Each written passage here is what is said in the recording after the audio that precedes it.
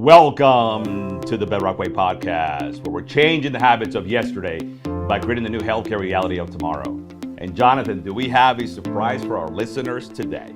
2 days ago, I got stuck in the tsunami of the year. And I was driving back from Philly, and I was driving in a monsoon, and one of my guests reached out to me that night. My personal doctor, Dr. Pecora, said, "Hey, bud, did you get home all right?" And as I'm driving through that tsunami, I'm thinking to myself, man, I just want to make it home in one piece. So I didn't use my phone. I looked at the road, and I made it home an hour and a half later. And then today, this morning, as I'm driving here, the sun was shining. And it made me think about, with every storm, with every sometimes low light in our life, the sun will always shine the next day. And I wanted to make the same analogy, Jonathan, to medicine, that has just undergone one of its biggest storms and has come out of it. And I do believe that the two guests that we have today are a shining light that the best days of healthcare are yet ahead of us. And while they both took a different trajectory to becoming medical doctors, they both share the same passion today. And while they both practice in a different realm, you guys know Dr. Pecora well. He's become our celebrity doctor here at Bedrock Healthcare at Home. He is our lead medical director, what I call our chief medical officer, and he has undertaken the incredible revolutionary task of being the change agent for medical care. He touts the best return to hospitalization rates in the region at 9% with medical care and 2.1% with our technology. And my other guest I have today is Dr. Kiplee Bell, a distinguished physician who took a much untraditional path to becoming a physician. But she's making an impact in her world, and she's empowering creativity and challenging the status quo as it refers to concierge medical model delivery. These two guests are not standing in the sidelines and waiting for healthcare and medicine to change. They are effecting change themselves. The title of today's podcast is From Good to Great, the impact of clinician leadership on patient care. It is my pleasure to welcome to the Bedrock Way Podcast, Dr. Andrew Pecora and Dr. Kiplee Bell. Welcome to the show. Thank you so much. Good morning. What an intro. Wow. Listen, I am excited. I gotta be honest, I am excited. I woke up this morning, I went to bed early, which usually I don't do. I went to bed early. I got my 8 hours of sleep that Dr. Pecora is always telling me I need to have, but I rarely have because I'm always thinking. And one of the things that I wanted to make sure is that I highlighted your incredible trajectory to medicine. Dr. Kiplee has been in the medical field for over 20 years, beginning as a hospital volunteer and evolving through board certification as a physician assistant and onto her status as medical doctor. She is amongst the less than 2% of women of color in medicine who has achieved the credential. Equipped with an additional master's degree in gerontology, she enjoys leading her colleagues in the care of elderly clients. Please visit www.impactfulcaregiving.com to learn more. Her training and degrees held from the College of New Jersey. My brother went there, by the way. St. Joseph's University, Drexel College of Medicine, and the International University of Health Sciences. She has long-standing clinical experience and acumen in the subspecialties of rheumatology and emergency medicine. Currently, she serves as a consultant for new medical developments, lectures internationally, and continues to serve and maintain a solid patient roster. A member of the Screen Actors Guild, she's also an accomplished performer.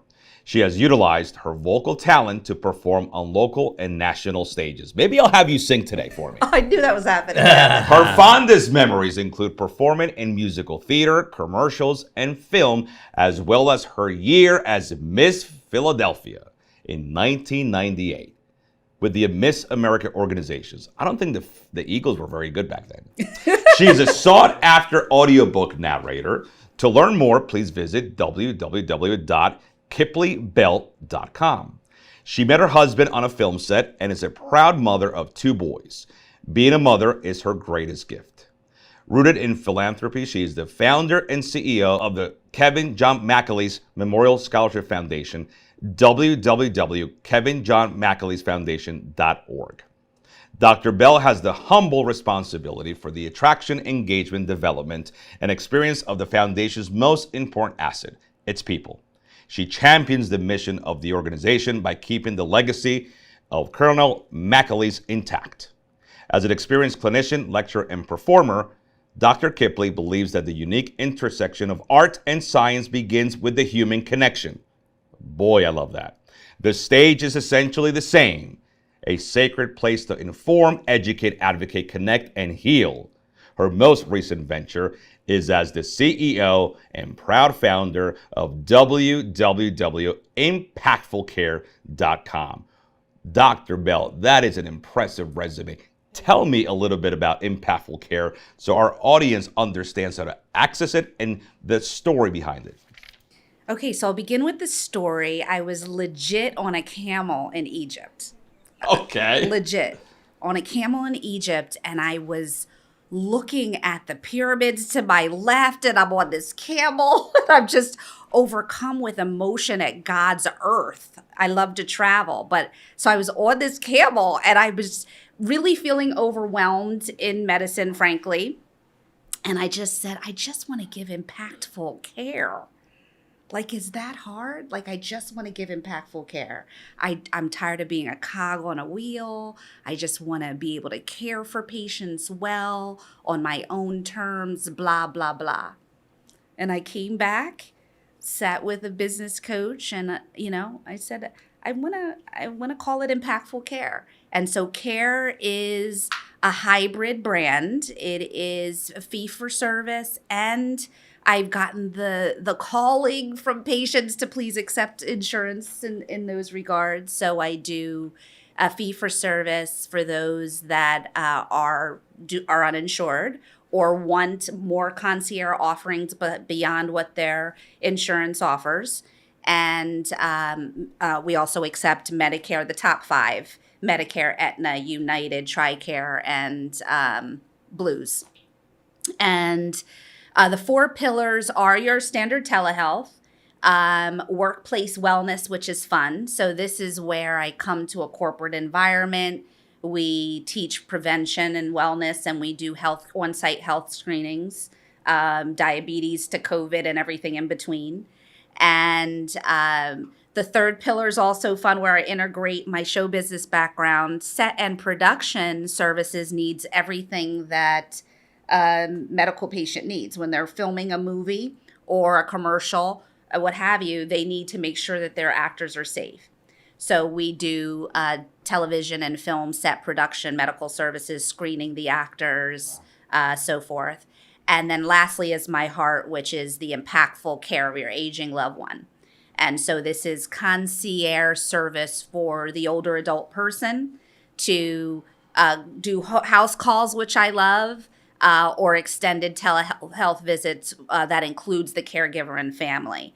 So this is where I integrate the educational portion, which is impactful caregiving, and I empower the patient to say, how do you function at bedside? What are the questions that you ask your clinician? How are you the mouthpiece for your mom and pops when they can't?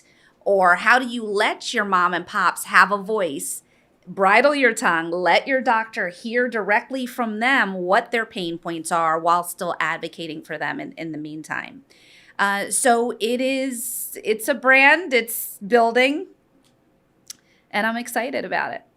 Please tell the audience how you became a physician. A very untraditional path, but one that I believe makes it more rewarding to be where you are. Absolutely.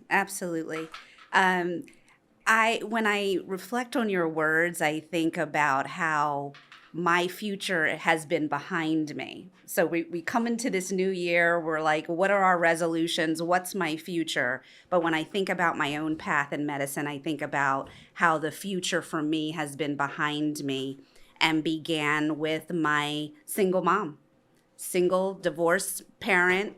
My parents divorced when I was 8 years old, and my mother is a retired registered nurse. And she was, at that time, she's a registered nurse midwife, but she left obstetrics to do private home duty nursing so that she could accommodate me as a child. And she took care of a gentleman who had dementia, who stowed away on a boat when he was 9 from Italy. Wow. And all he knew how to do was write his name. Was it my grandfather? And he became a billionaire entrepreneur in the olive business. But I watched my mother caregive a man that became imposed with dementia. And I learned very important caregiving skill set, early on. Even as a child, now in hindsight, I can see that I learned the impact and power that impactful care has on families, interpersonal communication, that you have compassionate care and you have compassion and care. Love it. So those were the early lessons learned in my trajectory. Volunteered. Mr. Albert DaCosta passed away at 97. At that time, I was in college. Went on to complete my degree in biology and then obtain a master's degree in gerontology. Always had a heart for the older population. And then I went on to physician assistant and spent decades of my life in emergency medicine and rheumatology. And then I decided to go back to medical school and obtain my doctorate. So volunteering at the bedside, working amongst teams, understanding that my colleagues on whatever level may be exhausted, that patients are exhausted, that I can still be a team player. I know how to change a bed and I can help you out if you're in cardiac arrest. And understanding that that is transparent leadership. That I am you and you are me, that we need to change this paradigm shift from I'm the doctor and you're the patient to we're one. So you mentioned something very, very, and I'm going to keep using impactful. That's going to be the adverb of the day. And my audience will know why. Dr. Bell is the CEO and founder of Impactful Care. And I'll come back to that. But I want to reference something that you said that was very interesting. You said the future is behind me. And when we say that the future is behind you, what you're saying is that there's a tremendous amount of humility in what you have learned. And you're right.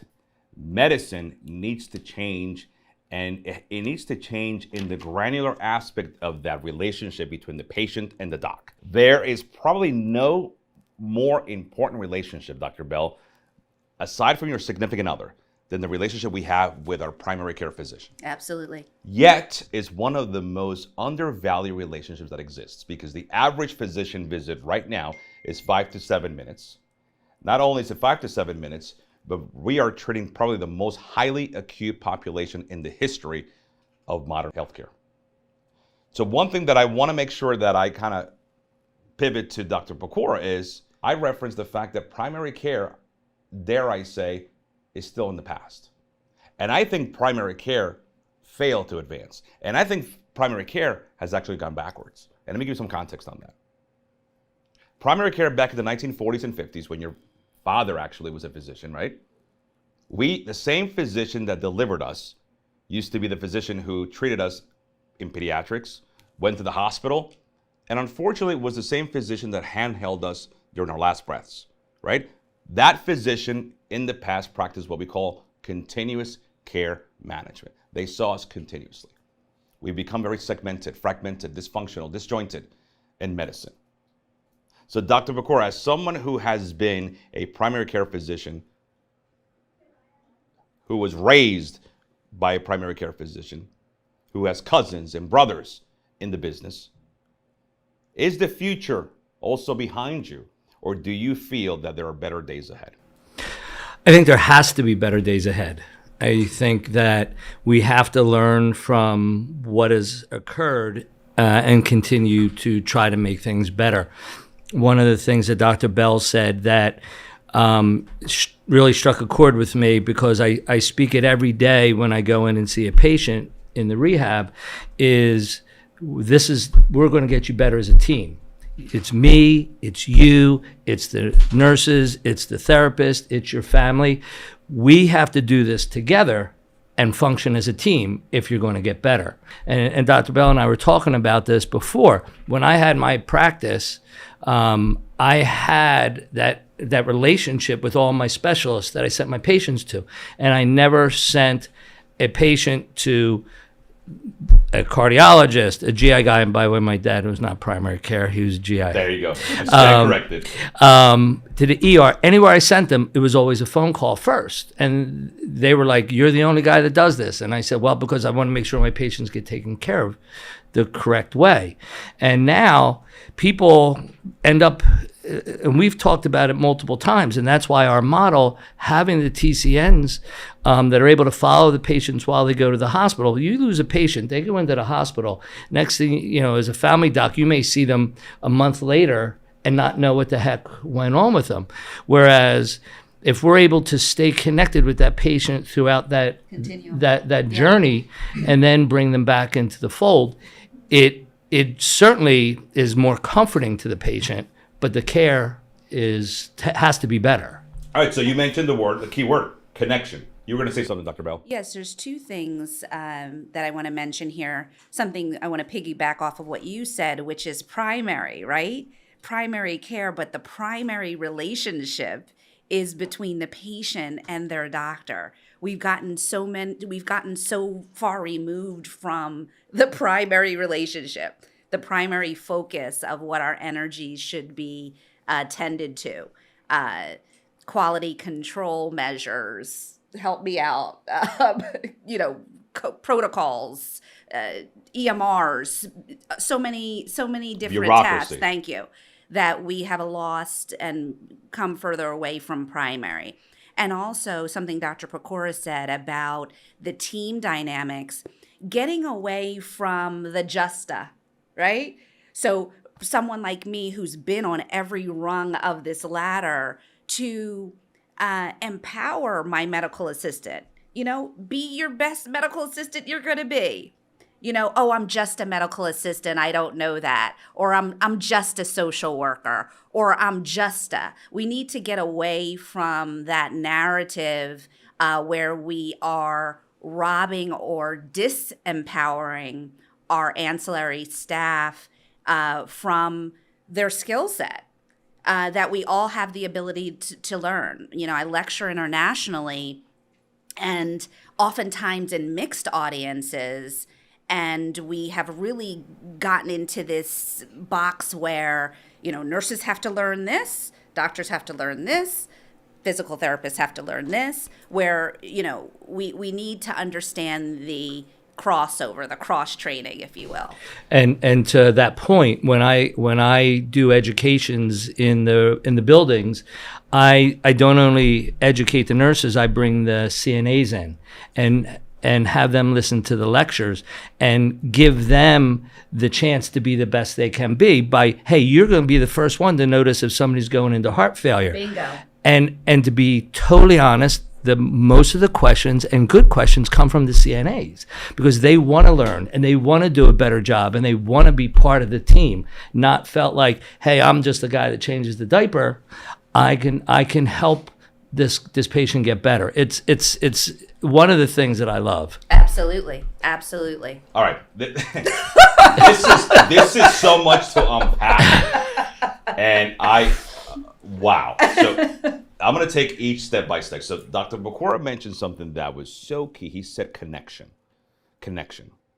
And when we talk about connections, I'm assuming you're referring to the emotional connection, right? Mm-hmm. The emotional connection that we develop primarily with our patients. And those emotional deposits that we should be making to our patients so we can grow that trust between the relationship. However, medicine has become transactional. Medicine is not emotional, guys. Medicine has become transactional because people chase money. They chased the wrong deposits. They chased the wrong clinical aptitude. So let's tackle that now. How do we increase the emotional connection, the emotional deposits, the investment between the relationship between the patient and the doctor when medicine has become, in the majority, of the scope a transactional endeavor? So I think that just like everybody throughout all society, people want to be heard and patients want to be heard. So if you make the effort when you're with them to sit down, hold their hand, put your hand on their shoulder, but listen to them. They want to tell you their story. They want to tell you. My dad always taught me, he said, if you listen to a patient, 95% of the time, they're going to tell you what's wrong with them. You just need to listen. And I think that is really, if you probably poll most patients, what do you want out of your physician? They'll say, I just want to be heard. And I want to be kept in the loop of what's my problem? How did I get it? How do I get better? What do we have to do? By treating them not like they're below you and you don't need to know, just listen to me, to know, back to the team, we're a team. Let's discuss this together. I think that's a huge way to get them to trust you. And that's where your emotional deposits come in. Absolutely. What do you think, Dr. Bell? Yes, absolutely. Seeing the patient as yourself, right? What do we all want? We want good customer service. We want service that is invested in our current belief systems. We want teamwork. We want to partner, right? We want to arrive at an achievable goal. We all want these same things as human beings. So again, to echo the same sentiment as Dr. Pecora stated, that we are not separate. I am you, you are me. Also, here in this point that I want to mention here as well, is that we need to extend each other grace. I think, I was chatting with Dr. Pecora earlier how we've done this to ourselves. We spoke about this self-inflicted wound as a profession. So we've created such a wall, such a pomp and circumstance, such formalities that patients don't see us as human beings as well. So you often see patients that are disgruntled because they see the nurse eating at the nurse's station, and meanwhile, mom has to go to the commode, or, doctors have to sneak into the lounge just to grab a bite or urinate after 8 hours of work. So really extending grace to us as well, that we are human beings. We are carrying burdens ourselves. Perfect way to start establishing and improving that emotional connection is to just listen to our patients, and potentially not listening to respond, but listening to understand. So let me take the next topic, and you mentioned the primary and the justa epidemic. and I love that. And I'm going to give you a caveat on the justa, because I do think that the justa has an origin and a culprit, and it's perhaps one of the biggest enemies in healthcare. And that is the term, the scope of practice. That term, Dr. Bell, has inflicted and has been purposely injected into medical care to divide us, right? Because that's how the EMRs, that's how the CPT codes, and that's how the insurance companies can distinguish who gets what.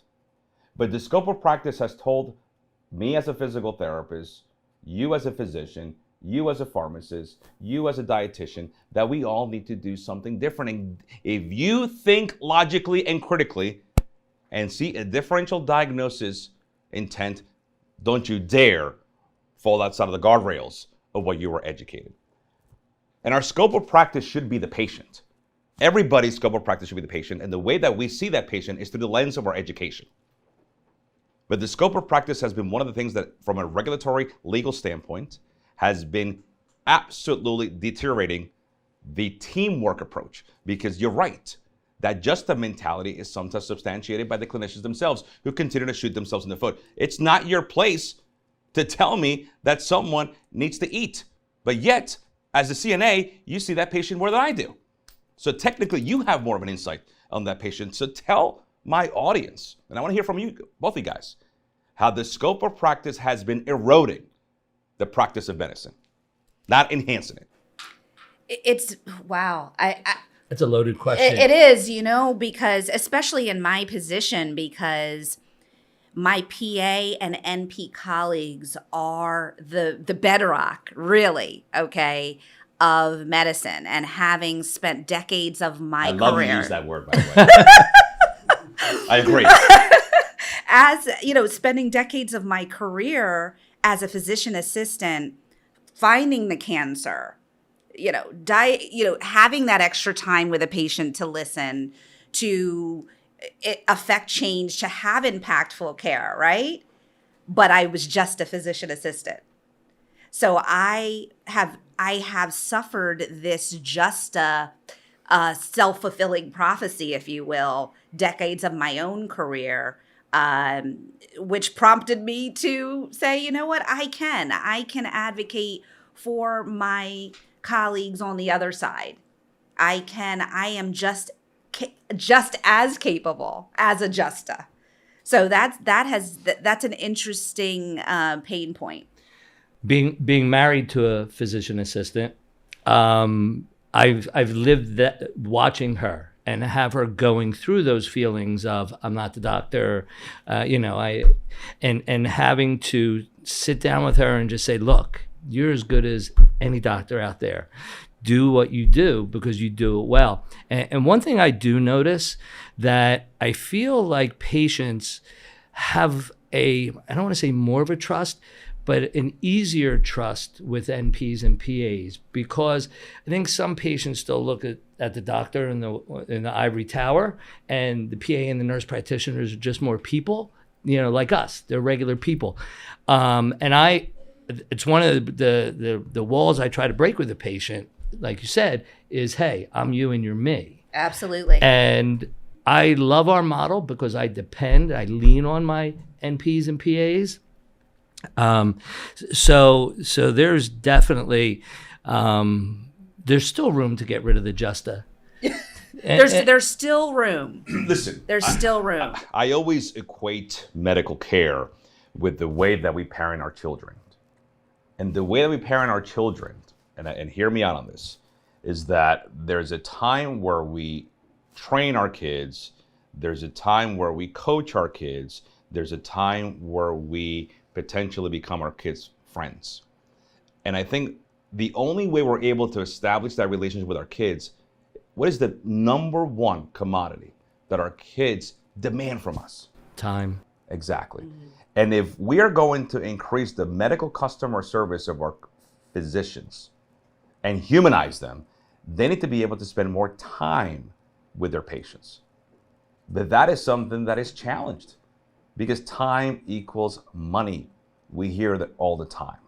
And I do want to give you guys, both of you, a ton of credit, because you, Dr. Bell, you have taken this mantra and said, you know what, I can do it better in a concierge model, provide better care, more attentive care, do well financially because it's still a business, but affect change in my patient. Because the old archaic illness-driven model that continues to perpetually increase the patient acuity is not doing us any favors. And quite frankly, it's making that transactional approach in medicine just a factory where we're looking at every patient the same. We're looking at every patient as a diagnosis, as a head, as a shoulder, and we're reducing the way that we look at our kids as a whole, right? We always say, all our kids are different. Well, guess what? So are our patients. The scope of practice, what it has done, it has created guardrails to make it easy for attorneys to do malpractice suits. Let's be honest. So if we're going to make an effect on Justa, we have to start respecting, right? Acknowledging and making a concerted effort to look at those referring clinicians, not necessarily as physicians, but as clinicians who have a place in the continuum. And I think the first step that we can take, guys, is we start looking at an acronym called DEI. Diversity, equality, inclusion. But this is something that we forget as an industry. And we're big right now on diversity, right? But diversity has to be one thing. It has to be seen. Equality needs to be experienced. And inclusion needs to be felt. So we acknowledge that we all look different, but if we treat everybody equally, everybody will feel included. There it is. And that's the way that we should address healthcare.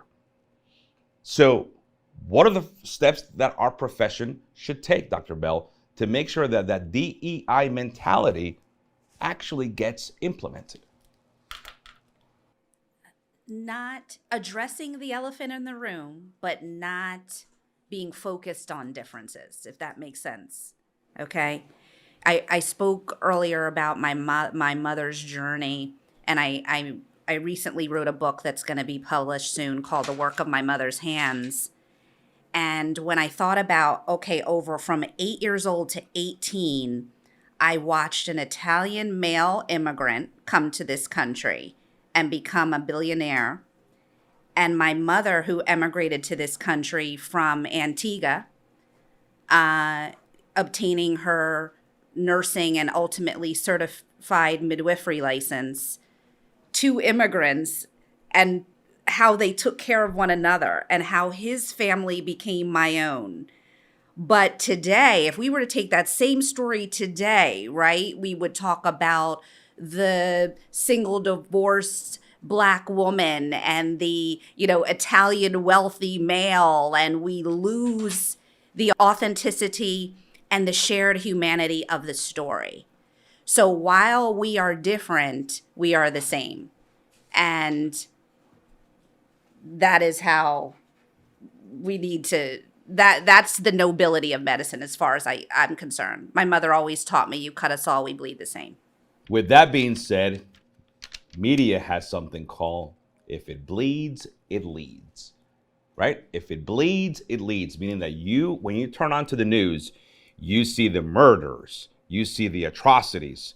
You don't see the stuff that's positive being sensationalized, because humans react to things that, again, move their emotions. If I'm sitting at 9 o'clock at night and I see that somebody in New Jersey underwent an atrocity, my emotions get heightened, my neurotransmitters start firing, and I buy that toaster on Amazon that I don't need, right? And Amazon has figured that out.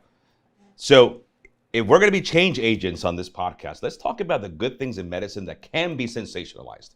Because I don't want to talk about an hour about the things that need to be fixed. Let's talk about the amazing thing that got you to go from a physician assistant and enamored you with the profession to say, I'm going to now be a physician, which is not an easy task to do. No. And I want to hear from you, Dr. Pecora, who had, again, you've been in the business for 30 years, give or take. You're married to a physician assistant. You pretty much have a family that its epicenter is being a doctor. So let's talk about, and maybe choose two things each that we can sensationalize with our audience that is amazing about medicine, and it's what keeps you up, actually say what should put you in bed every night and gets you out of bed every day. As I was talking to Dr. Bell before we went on the air, I think that the model that we've created through Bedrock and Patient Care Medical Group is something that I think is sensational. If you put the patient in the middle and then think of where all the vines that go around the patient, the medical care and the physical speech therapy and the pharmacy and the dietitian, we bring all this to the patient. And then on top of that, the population health post-discharge aspect, where we're helping people in their homes and being able to bring care to people that probably would not be able to get care is, or at least it would be much, much harder. That's something that I think is so worthwhile. And to be honest, I have friends that, are my contemporaries. Some are retiring and some are just plodding through the rest of their lives, unhappy, and it's dreadful to get up in the morning. And I look at them and I feel blessed that I'm not in that situation, because I see how they're in that situation. So that's something that I think gets me out of bed in the morning. For me, it is years ago, I had an ER attending. I was very green. It was roughly my first rotation in emergency medicine. And the automatic hospital doors open. And he said, listen, whenever this hospital door opens, you leave whatever's going on, you leave it outside these doors. And I never knew why he dropped that pearl. Nothing was going on, but I am very much in that position in my career currently. I am on the cusp of so many exciting things, still a baby in medicine, although I'm almost 22 years out now on various stages. But I'm caregiving the mother who taught me medicine, essentially, who illustrated medicine for me. And as I sit here today, I walk with profound heartbreak taking care of a mother who has dementia, who was this established authority, registered nurse in her own right.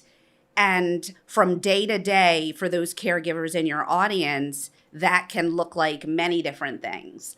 But yet that door has to open, and I come to bedside, and this person may be riddled with a peg tube and a Foley and a trach, or not able to communicate with me on how they got to that, riddled with that level of illness.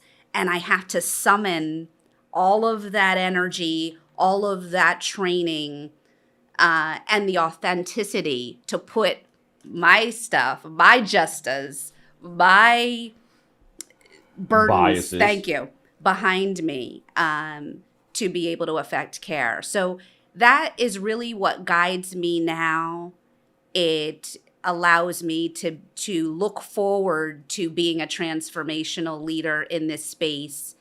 To say, Dr. Pecora mentioned earlier that somehow patients resonate with PAs and NPs easier because they may see those professions as more human. So I'm here to say, yes, we are human too. When you arrive to credentials, you arrive to status in life, but life's and it doesn't change. And it's how you deal with those pain points. There's a beautiful, impactful way that we can instill vulnerability and humility in our conversations, especially as advanced credentialed professionals, which is just to admit that we also have the same worries, we also have the same fears, we also have our own biases. And just because we're dealing with life and death and doing life and death, it doesn't mean that life and death doesn't creep for our own morbidity, our own mortality. You mentioned leadership.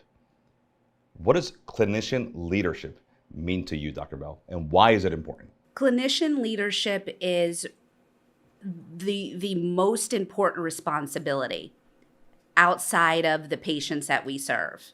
Clinician leadership means that what I model for you as your physician is also what I model for you as my colleague. And that's the ultimate responsibility and nobility of medicine.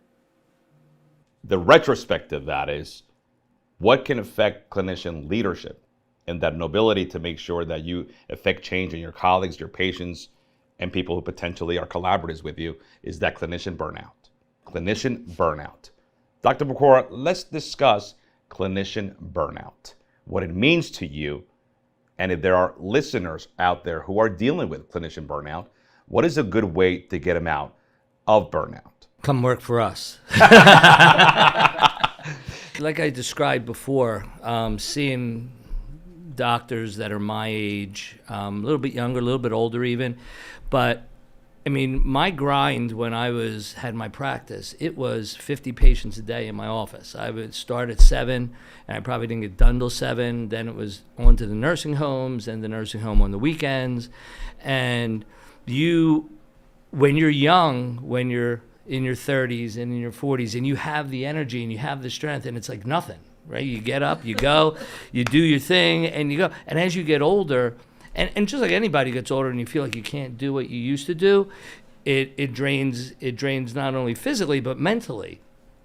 And then you're caught in a dead-end job or a place where you don't feel like you're either helping people or you're always fighting the bureaucracy, you're fighting the business people.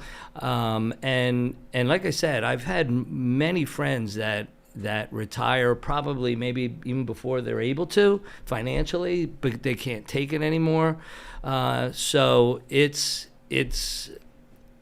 it's sad that I see it amongst my friends, but it's a reality, a sad reality. But let's talk about the amazing superpower that we all have, regardless of what credentials we have before or after our name, regardless of where we came from, regardless of where we were born, regardless of what anything. There's a superpower that we are inherently born with, and that is the ability and the decision for us to be happy. So what responsibility do our academic institutions have in the impetus of a future clinician being happy? Because I do think that there has to be a big onus on the academic training, the preparation, and the fact that we are entering a profession that is extremely volatile, extremely dynamic, changing, fluid. We have a population right now that is undergoing what we call the silver tsunami. 10,000 of our customers, right, are entering passively the Medicare system every single day till the year 2028. And you juxtapose the migrant crisis, we're looking at 2035 at the very least. So I do think that we have to look at our academic institutions who, by the way, are making a ton of money of our education. What responsibilities do they have, aside from a clinical perspective, to make sure that the happiness and the satisfaction of being in medicine is something that's never questioned? Because it is, people, listen, and Dr. Pecora, your daughter is on the brink of going to medical school in the next few months. Again, there is a tremendous amount of continued, I don't want to say orientation, but there's a tremendous amount of love for the profession that still exists. So I think we need to tap into that. So I love training students, would-be students, interns, residents. I happen to have a would-be student with us today, and just having him listen, I think, is fantastic. I think where the medical school curriculums, they focus so much on obviously on the content and the technology. Are they focusing on the emotional part of it? I think one of the places where they're missing the boat is they should take these students and have them go spend time with the old-time GPs, the old-time 70, 80-year-old docs who the patients love them, and they have that relationship and learn how to be a handholder and learn how to be a human being again. Because I think you focus on getting through college and getting the highest grades, and getting through medical school and getting the highest grades, and getting through your residency so you can go match where you want to get. And then it just becomes... Never ends. it never ends. And Yeah. and you lose something from yourself Yeah. running on that treadmill. And I think being able to bring that back, getting the future. Dr. Bell, I said this to her beforehand. I said, I worry about who's going to take care of me and who's going to take care of my wife when we get older. Thank you.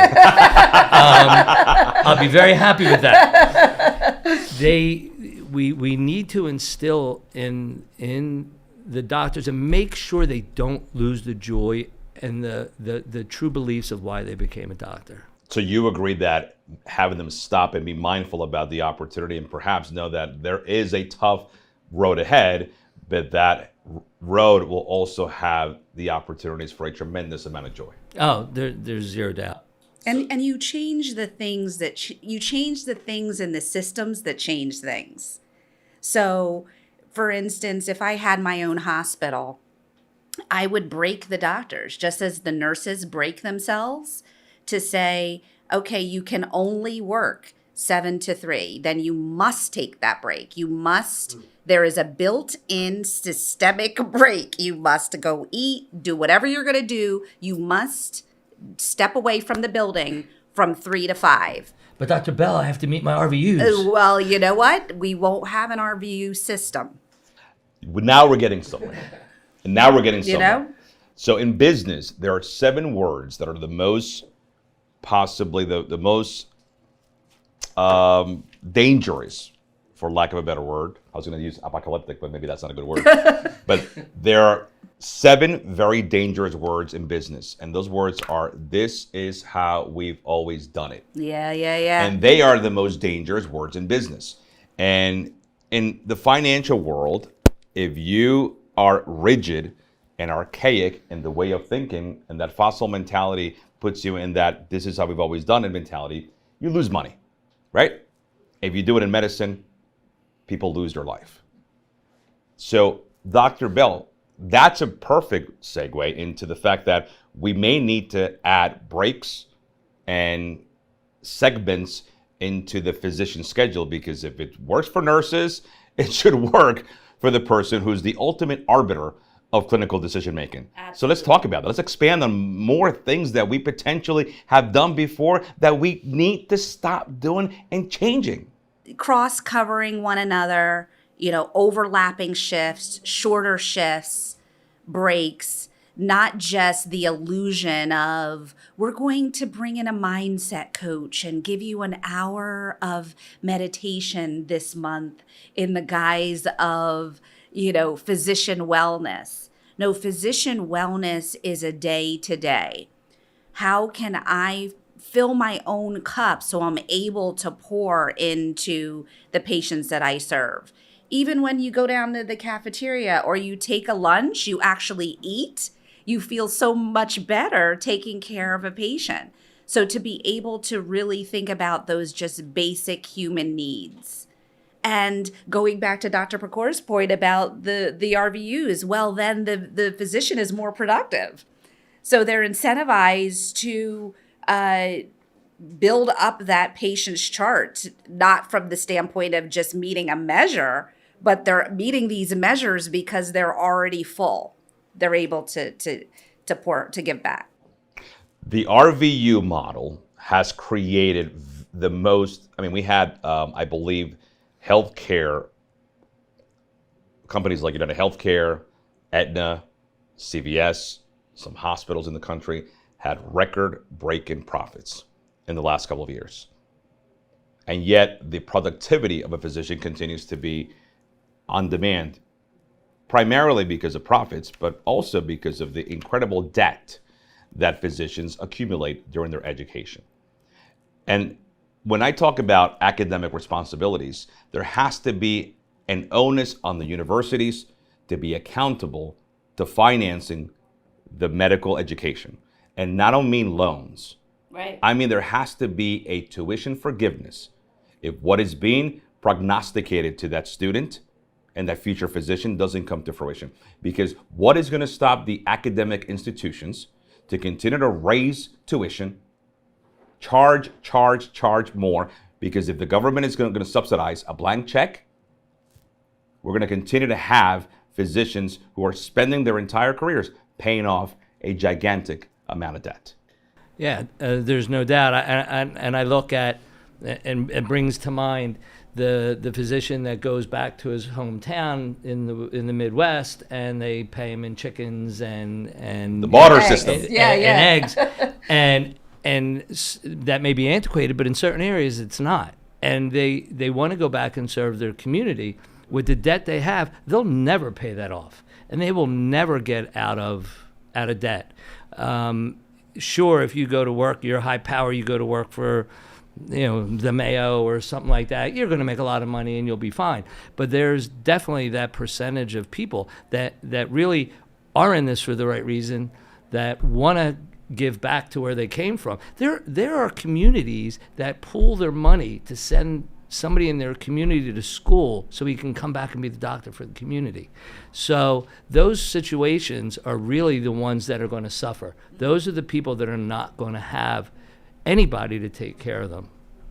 And also when you're teaching med students, oftentimes when I speak to students, especially clinically, to say, if you're tall, pump up that bed. Don't hunch over to suture a patient. Being mindful of your ergonomics, even as a young clinician, developing those skill sets early and often, breaking yourself to go urinate, taking the lunch break, setting those boundaries early and often for yourself as a clinician, as a young clinician, will help you form very good habits and establish a leadership on the ward, for lack of a term, and set the tone for your staff. And what you guys are referring to is the mental wellness, the mental fitness of a physician that will, again, increase their mental health. Correct. And it's I go back to that starts at the academic level, and that starts as the institutional level. And I'll be honest, here at Bedrock Healthcare at Home, all of our physicians, we mandate that they take care of their mental fitness. We meet with them every 30 days, and we talk about things that are not just clinical and business, but we talk about them, right? Because we have to also manage our staff in that mindset. So I do think the academic institutions, in addition to their clinical education, there has to be, again, a very concerted effort and investing in the mental wellness. And things are as basic and rudimentary as positioning the bed so the ergonomics and the orthopedic alignment of their body is able to be, again, at a maximum level so they can provide the best care. That is incredible. So one thing that you mentioned, and I wanted to also address with the listeners, is we're dealing with probably the biggest mass exodus in medicine, the biggest mass exodus in healthcare, where 400,000 of our colleagues have left the profession in the last 3 years. 77,000 physicians left last year. 80,000 are scheduled to leave this year, right? Even you, Dr. Bell, chose a more non-traditional way of taking care of patients and providing medicine. So this is 2 questions that I'm going to give you guys, and I want to hear the answer from each of you. Dr. Bell, you go first. Is what do we do as an industry with the crisis of physician shortages in a world where we have a silver tsunami? More people accessing care, and now we have less people potentially taking care of patients. And again, I'll add to that the geriatric shortage, because right now there is a massive geriatrician shortage in America. But yet the population over the age of 65 in 5 years is due to be 20% of our overall population. So that is a dichotomy that we are on a rapid collision right now, and we really don't have anybody pontificating solutions. What do we do about those 2 things? Okay, so to mitigate the physician shortage, I think we need to go back to why is medicine important? Why is medicine still noble? That's the campaign. That's the narrative. Why should I go into medicine? You know, like Dr. Pecora said about his current cohort of colleagues that are fatigued and worn out, and that it saddens him to see them just even leave pre-retirement, even achieving the guaranteed cash out, if you will, right? I feel, even seeing it all, even in my own right after 22 years, I still have a heart for people. So who are those people? Who are those young, new, fresh clinicians that still have a heart for medicine, and why should we? You know, I think, again, to your earlier point when you talked about how the media will portray, what do you hear about doctors? The doctor operated on the wrong leg.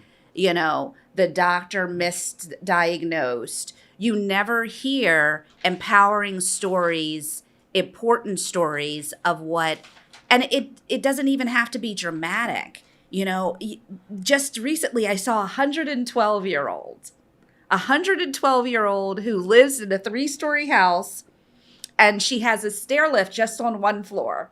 Amazing. And her son comes home, and he says sometimes he hears her rummaging down in the cellar.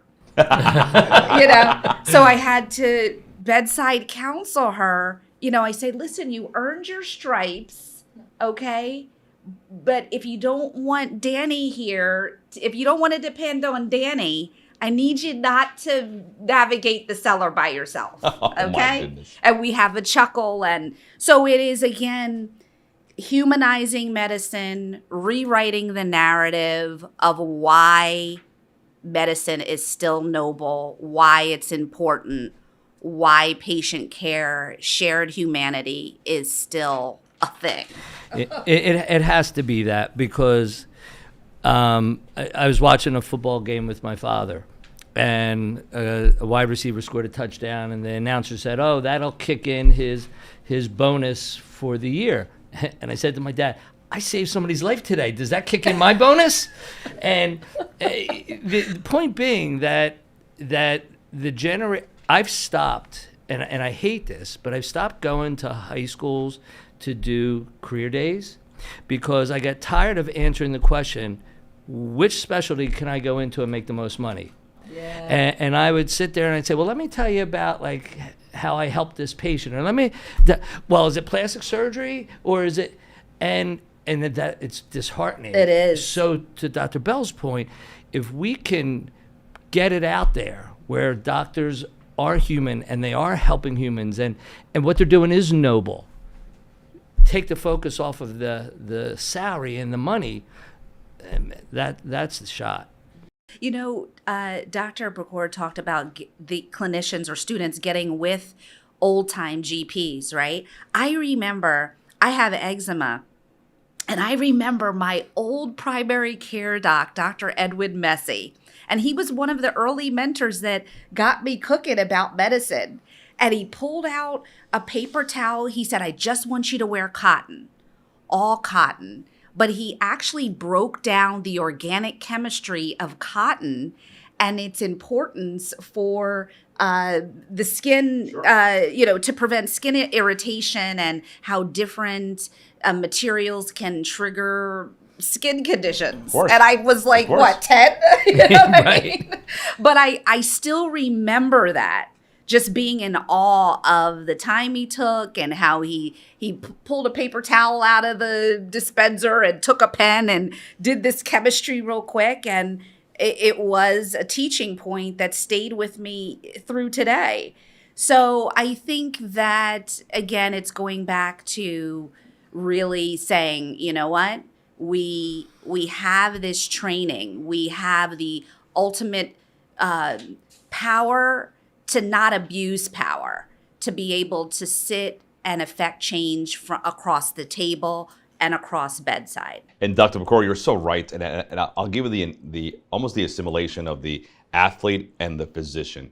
I think they're both perceived as being gifted, talented, and because they're financially well solvent, then they can take more than the common person.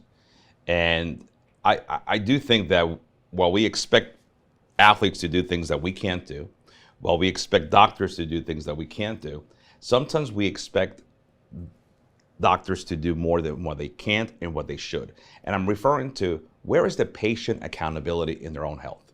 And I think what we've seen in the last couple of years, especially during the pandemic, the lack of accountability of patients for their own health has again exacerbated the medical complexity, especially we look at things like metabolic syndrome, and in some of the lower socioeconomic demographics, we're seeing a very much disregard for people's health. So where is the patient accountability? Because that also has to be part of the conversation.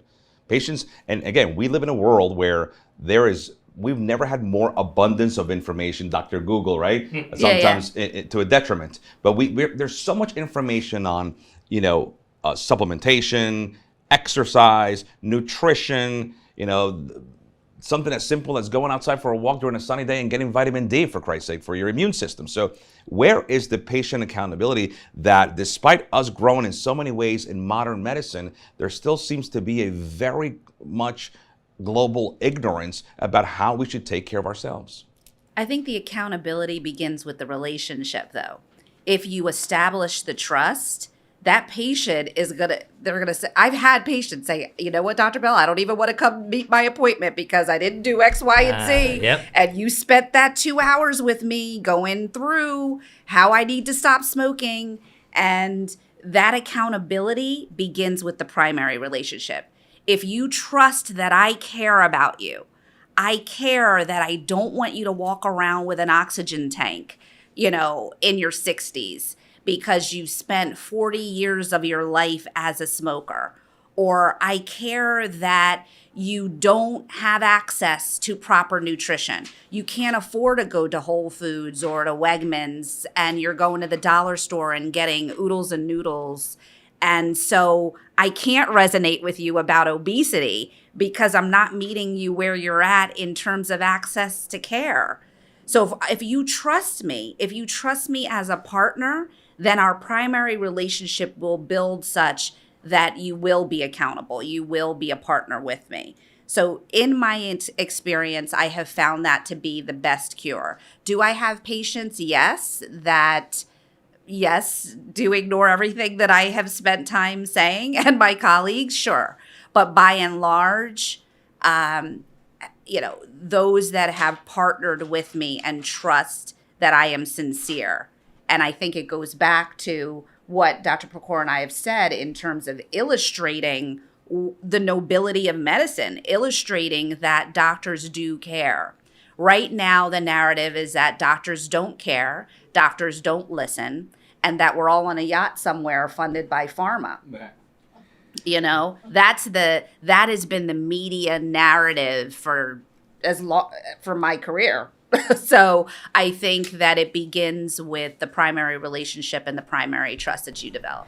Yeah, and I'll illustrate a great case. I saw a patient 2 weeks ago who had severe peripheral arterial disease and had an amputation. And our nurse practitioner, when he got into the rehab, put him on a nicotine patch and said, you can't smoke anymore.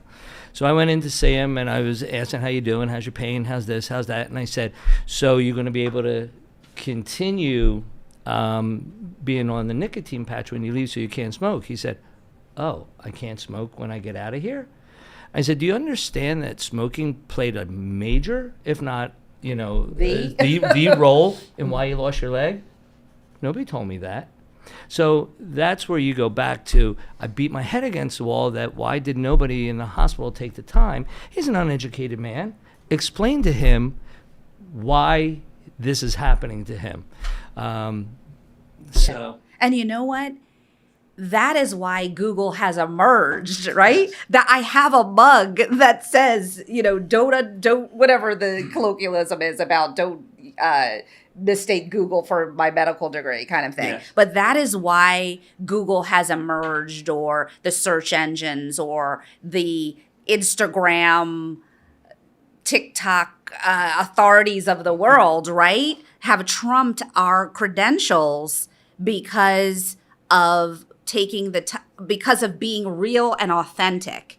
People want real. They want to hear the real stories, and that is what builds trust. When I lecture, I say, give me a hashtag, take my Google back, because it's important for us to take our Google back, to get back to how we're trained to affect bedside education and care amongst patients and families, and not assume that patients are ignorant, because they're not. They're sometimes more intuitive and more educated than the most educated of us. Mm-hmm. For what I'm gathering, and I want to hear your perspective on it, it seems that if we're going to humanize medicine, we're going to make sure that you guys are more relatable to the layman person who's not a physician. It's clear that your academic training and your professional training has created this gigantic comfort zone. This gigantic comfort zone that the majority of your colleagues never get out of. Because it is understood that the doctor needs to stay within these walls, these guardrails, and dare I say, cannot look beyond them or step over them. You, Dr. Bell, have decided to be a change agent and actually be a contrarian to that comfort zone. Most physicians, especially specialists, they have an even more concrete comfort zone, right? If you go to a dermatologist, rheumatologist, radiologist, cardiologist, and you talk about something that is primary care, what do they say? See the primary care doc. But they have more education than any primary care physician. But they have created their own guardrails that, again, stems back to the academic training.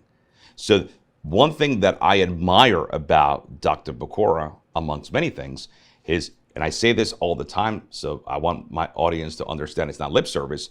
Dr. Pecora, I always tell you, you can't teach an experienced dog old tricks, right? That's the adage. And he has nullified that. And he has, quite frankly, validated that as a fallacy.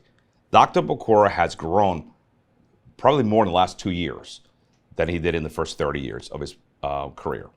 And I think as we talk about comfort zones, Dr. P, let's tell the audience how you have stepped out of your comfort zone that sometimes is not comfortable, right? but you have trusted the process. And I think that we need to trust the process and understand that with the evolution of medicine, there becomes a change in us. And if we don't change, if we stay in our comfort zone, you know what happens when people don't change? Stagnancy. They become stagnant And and they they regress. become casualties of the evolution of life. Oh, yes. Coming to the end of our podcast, but I think you struck a nerve with me in a good way, which is that inability for the physician who, again, from a procession perspective, is looked as the pocket square. They're always nice and pressed, and they have their glasses on, and they cannot be, deterred, right? They can't smile, right? They can't joke around. They can't be human. So yeah, when I had my practice, as a primary care doc, and I took care of thousands of patients, I ran the show. I made all the decisions. I chose the healthcare plan. I chose the 401k. I chose what the furniture looked like. I made every decision. And I think one of the things that's happened in this situation is Andre says, because he beat it into me to make me understand that I've learned to trust everybody to do their job. And I don't have to do anything but take care of patients, right? That's where I need to get. Yes, and it's liberating. It's really liberating. I trust that Jonathan and Chrissy are going to take care of everything that we need from a media standpoint. And I trust that Andre's going to lead us into the right places to go. Conversation. Mm-hmm. And that Krista is going to make sure that we have the relationship with the hospitals the way we need them. I don't have to do all that like I used to. And that is probably the biggest change that I've gone through in the last 2 years. Wow. Impactful. That is fire.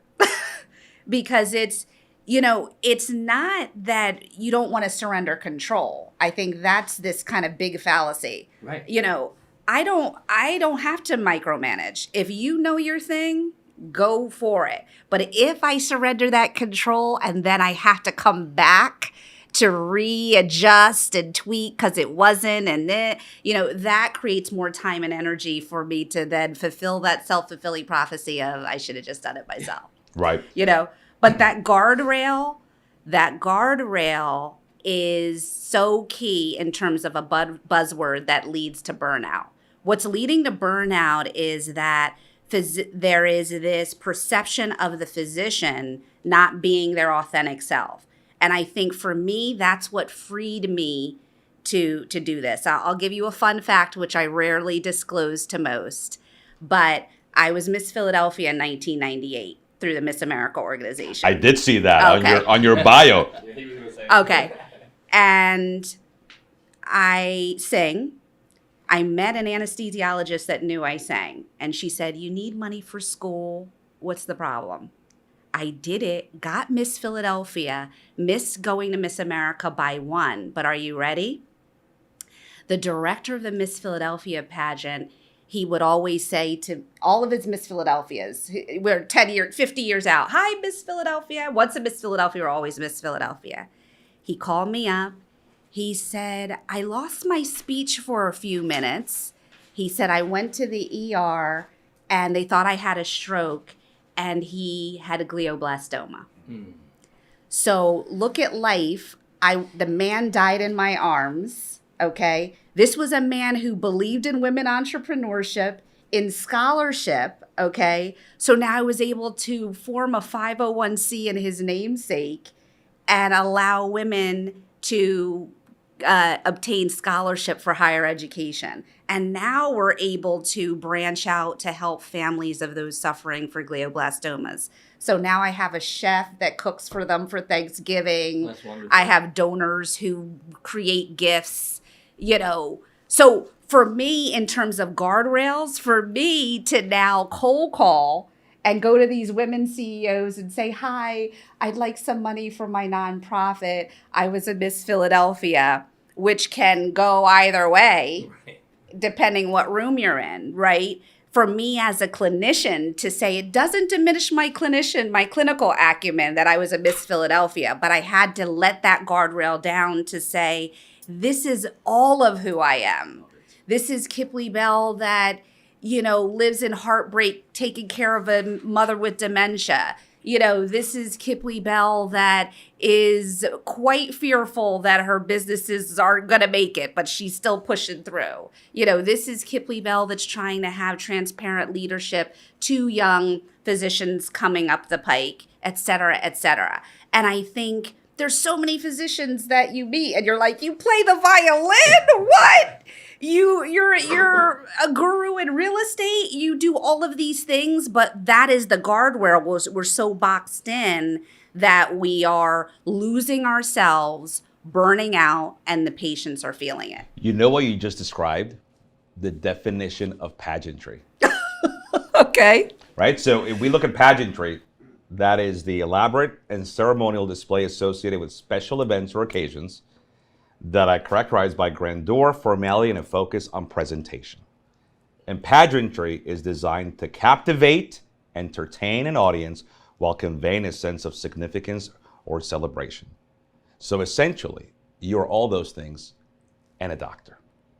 And I think that is the key for physicians currently. Yes. You can be everything else and a doctor. You don't have to be only a doctor. And I think if we break and shatter that identity, which has become a crisis, I think we are closer to constructing the social architect between the patient and our clients. I really appreciate having you on the show, Dr. Pecora. You know how I feel about you. And we are changing the habits of yesterday by creating the new healthcare reality of tomorrow. Thanks so much, Dr. Bell. Thank you. Dr. Pecora, it's a pleasure. Thank you. Great. What a pleasure. Nice to meet you.